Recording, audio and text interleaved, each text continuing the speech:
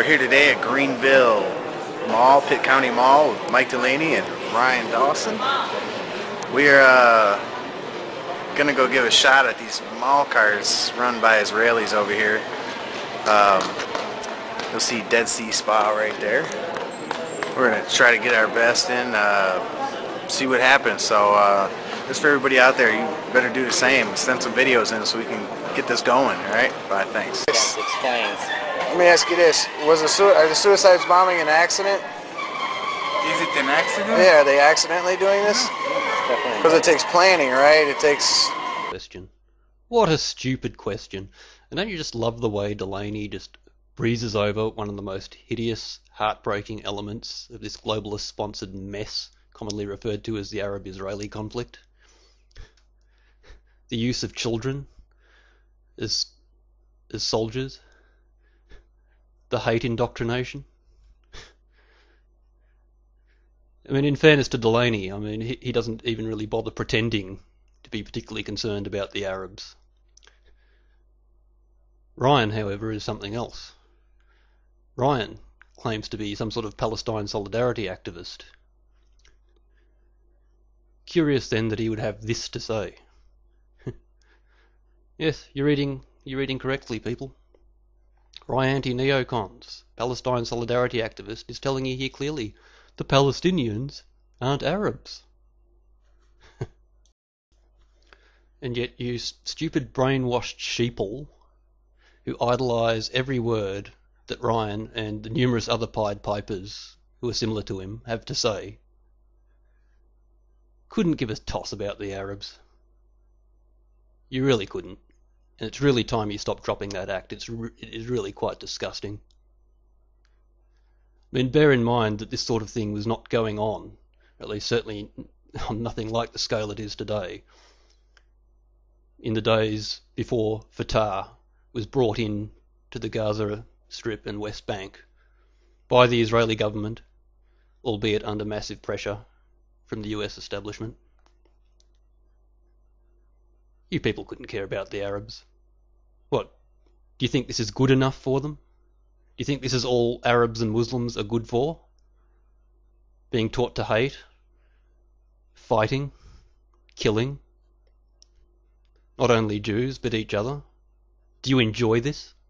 Do you get off on it in some way? I mean, what the hell is wrong with you? What are you all? Anti-Arab racists? Anti-Muslim bigots? It would seem so.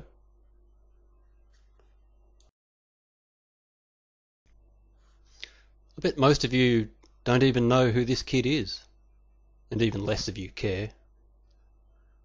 This is Hussam Abdo, who a few years ago was sent by Yasser Arafat's Al-Aqsa Martyrs Brigade to blow himself up at a checkpoint, where apart from killing himself he would have also killed a number of Israeli soldiers as well as God knows how many Palestinians. However, this kid chose life and decided to surrender.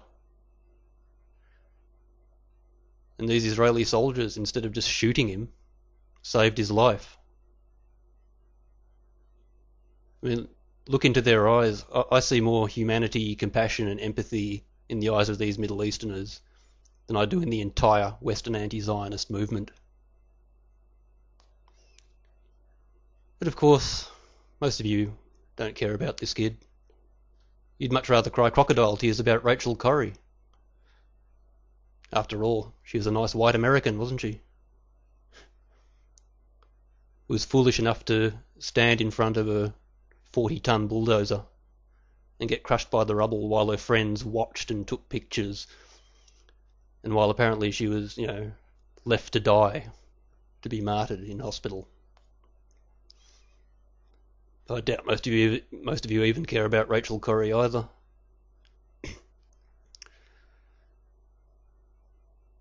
Face reality, you frauds. You're only interested in these people so you can project your anti-Semitism onto them. You are using them. You are exploiting them, albeit indirectly and at a psychological level. Make no mistake, if you continue with this kind of behaviour, you people have no place, repeat, no place in any serious truth or anti-war movement. As far as I'm concerned, you're a bunch of fascist infiltrators. Oh, what's the use? Anyway, moving on with the bollocks. You go through a chain of command and stuff. Well, the USS Liberty attack wasn't an accident either, right? Who said it was an accident? Well, Israel still does. I don't say it was an accident. So what should America do to a country that attacks and kills 34 of our soldiers? I think they should... Yeah, of course. An Israeli who can't remember the name of a ship and an event which occurred over 40 years ago is obviously a moron. Yeah, right. It's like how many Americans have heard of the USS Liberty?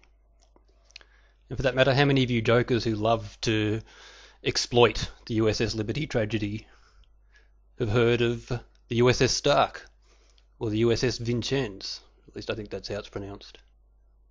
What, you haven't? You can't remember the USS Stark? Well, that's ironic, because I can remember seeing something very much like this on Australian television back in around 1987. Have a look.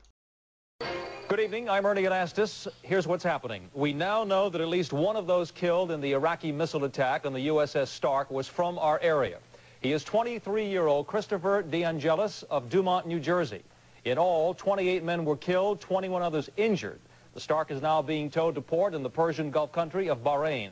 The ship was on a routine patrol in the Persian Gulf area, protecting shipping in an area dangerously close to the Iran-Iraq war. Iraqi President Saddam Hussein apologized and called the attack unintentional. Survivors, many who survived extensive burns, were airlifted to hospitals in Bahrain, 65 miles from the site of the attack. At the White House, President Reagan today, with his top advisors, then issued new orders. First, the president placed U.S. ships in the Persian Gulf area on a higher alert status. He also gave U.S. Navy captains permission to fire on aircraft that show hostile intent. And he ordered that Iran and Iraq be notified of the new directives. Could the attack on the Stark have been prevented? That's the question U.S. officials are asking tonight. The Stark had been warned about the approaching Iraqi fighter and had sophisticated anti-missile defenses on board. Jim Dolan reports now on how the attack might have been averted. The Stark had 60 seconds, 60 agonizing seconds to prepare for the exocet missile, hovering just several feet above the water before that missile blasted a 10-foot hole in the ship's port side. No time, apparently, to engage either of the devices on board that could have destroyed the missile, one that expels metal shards that would meet and destroy the exocet, and the Vulcan Phalanx rapid-fire gun, able to fire 3,000 rounds per minute at incoming missiles. Neither device was in use at the time of the attack. The ship is adequately equipped to deal with missiles of this kind. It's not a question of not being ready or any of the kind. You have an Iraqi plane that has never attacked an American ship before in an area where that is outside the declared war zones. Find the responsible, find the one which is called the Al-Qaeda leader. Well, no, it was Israel that attacked the ship, though. The USS Liberty. You think of the USS Cole, maybe? Yeah, not the Cole. The USS Liberty was attacked by Israel. You have twisted facts, my friend. No, it's in there. I met this from that ship. Yes, by all means, do watch that pseudo-documentary. See if you can spot the almost countless absurdities and lies of the narrator. My favourite was the one about how supposedly in response to this, the US military sent planes armed with nuclear weapons supposedly to nuke Cairo. Yeah, right. Yeah, like the US military really nukes entire cities over one attack on one of its ships. Why? Because the British bullshit corporation says so. And you people call yourselves truthers. You idiots. Yeah, they were on there. What it was, yeah, it was 40 years an ago. Egyptian boat, and they attacked it for 3 hours in unmarked planes. I have no idea what you're talking about. Oh, okay. They don't know. You had the right answer, though. If somebody attacked a ship of your nation, you should do something to them, right? I think so.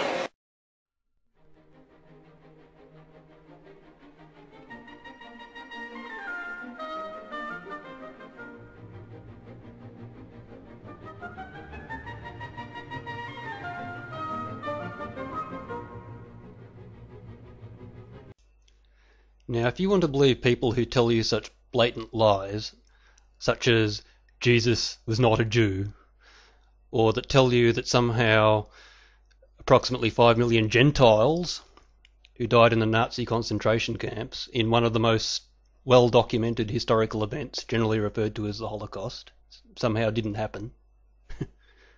That is your prerogative. But don't complain when you start going insane. You have been warned. Catch you later.